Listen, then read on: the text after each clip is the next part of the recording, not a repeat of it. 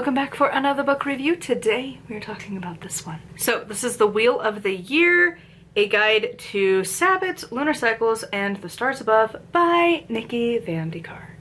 Again, same, all of these are like the same size, like roughly 100 pages-ish. So as the title would suggest, it goes through the Wheel of the Year, but kind of more specifically just the year, a magical year, because it goes over, obviously, the Sabbats, but also it goes over the new and full moons for each of the zodiac signs.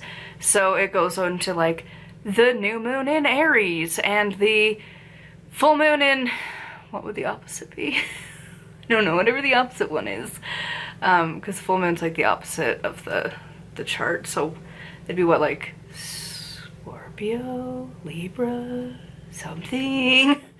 But yeah, so it goes over each of those for each month, and then it also just has some kind of generic information for that time of the year. Each of these sections does have like a spell or a ritual to go along with it, so that you can do a little bit for whatever it is. I gave this one a 4 out of 5 star. Honestly, I think this is pretty good information. I really like that there's information for pretty much like 4 things a month-ish, because you have like the changing of the zodiac every month pretty much.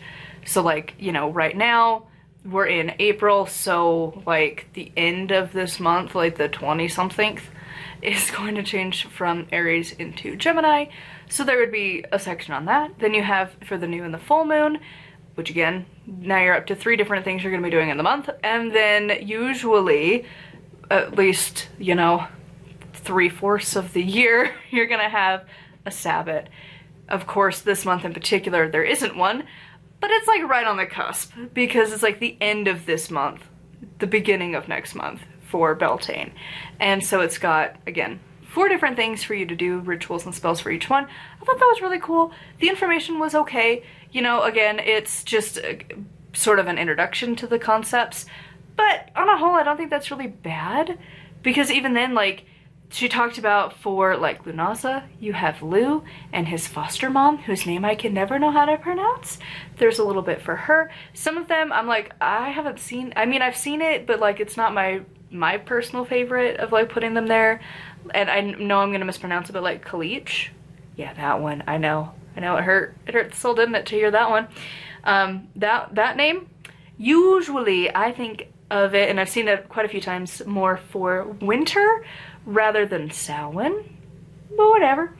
And so, you know, there's a couple things like that, but on a whole, pretty good information. They do tend to have a bit more of like a Wiccan overview, again, Oak and Holly King, stuff like that.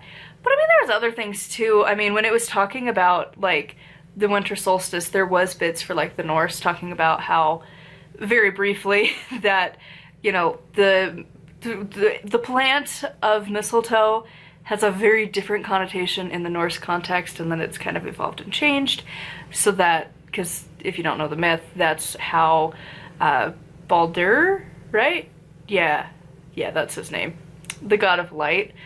He dies because Frigg did not, which she didn't include this in the book, but it's like the context kind of mattered, that she was always worried about her kid, because her and Odin are like the parents of anxiety. If you look at their myths, like they have a lot of anxiety. And so like she had like this vision, I think it was her, but regardless, she was the one who was dealing with it, that her son was going to die. So she went across all of the lands and met every single thing ever, and then was like, hey, you aren't gonna hurt my son, right? Like, you love him, he's great, fantastic, everyone loves him. And everyone was like, yeah, sure, like, he's cool.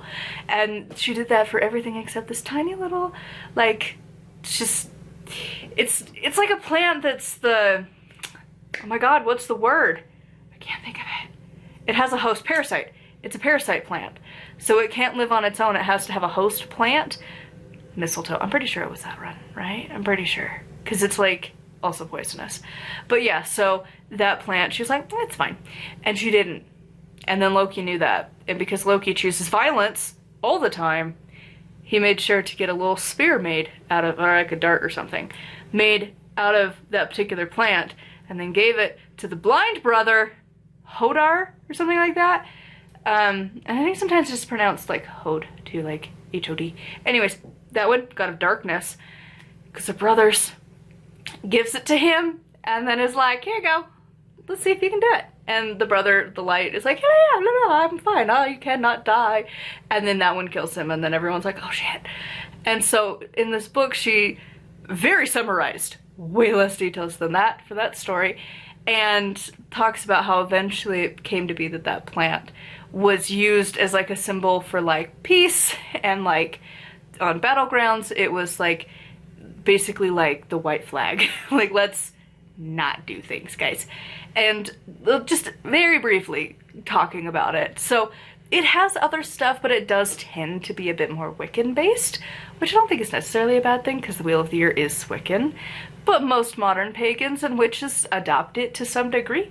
But yeah, so it's got a lot of stuff in here. I would recommend this if you are kind of a newer witch and you're needing some ideas of how to make a magical year. Especially like if you're wanting, again, to have things to do for pretty much every week.